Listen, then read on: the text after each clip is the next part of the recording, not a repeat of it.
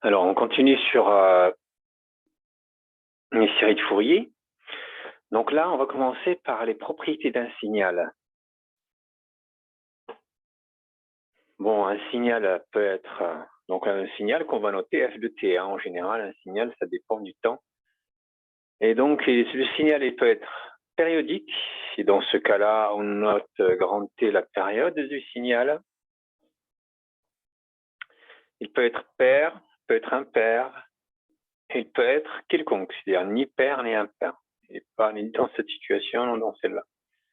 Alors, on commence par périodique. Donc, périodique, ça veut dire quoi? Explicitement, ça veut dire que votre fonction vérifie f de t plus grand T égale à f de t. Par exemple, un exemple de fonction paire, de périodique, donc c'est le cosinus. Le cosinus, vous avez le cosinus de t plus 2pi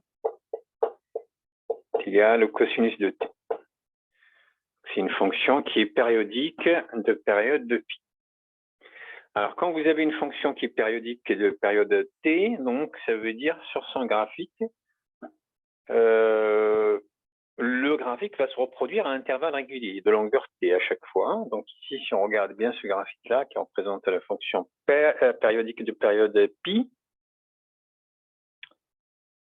donc ce morceau-là se reproduit à intervalles de longueur pi, intervalles réguliers.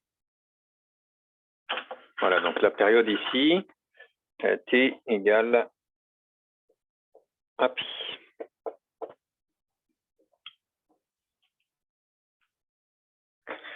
Bon, dans ce chapitre-là, on va traiter que des signaux périodiques. Alors, un signal peut être pair. Qu'est-ce que ça veut dire pair? Ça veut dire que si on prend l'image de moins t, il sera exactement la même chose que l'image de t. Alors, un exemple de fonction paire, c'est la fonction t carré, par exemple. Si vous faites tout bien, on va prendre plutôt le cosinus encore. Cosinus de moins t égale au cosinus de t. Donc, c'est une fonction périodique, paire plutôt. Elle est à la fois périodique de période de pi, mais elle est aussi paire. Alors, qu'est-ce que ça veut dire une fonction paire graphiquement? C'est on a une symétrie par rapport à l'axe des ordonnées. Donc, si vous regardez bien ce graphique-là de cette fonction,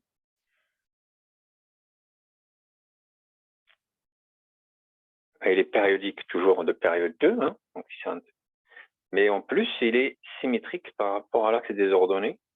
Ce graphique-là se reproduit ici de la même manière. Donc là, vous avez un axe de symétrie pour une fonction paire.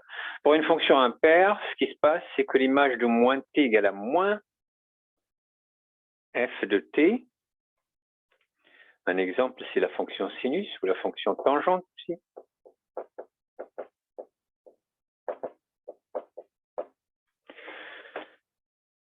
Dans ce cas-là, il y a une symétrie par rapport à l'origine. Donc, ce que vous avez ici va se reproduire de l'autre côté de manière symétrique par rapport à ce point-là. Celui-là va se retrouver là, celui-là va se retrouver ici, ainsi de suite. Chaque point de votre graphique, vous faites la symétrie ici, vous le représentez dans l'autre sens. Voilà, donc là, on a un centre de symétrie pour une fonction impaire. Et pour une fonction quelconque qui n'est ni paire ni impaire, donc on n'a aucune des deux symétries qui est là.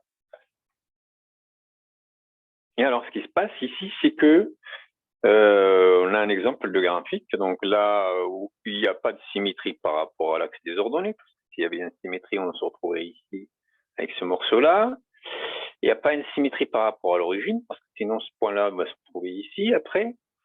Donc, c'est un signal quelconque. Voilà. Dans les exemples qu'on va traiter par la suite, on traitera celui-là, celui-là et celui-là. C'est-à-dire on va faire les calculs pour les décomposer à chaque fois. Donc, on fera 3 exemples de type pour ces 3 graphiques-là.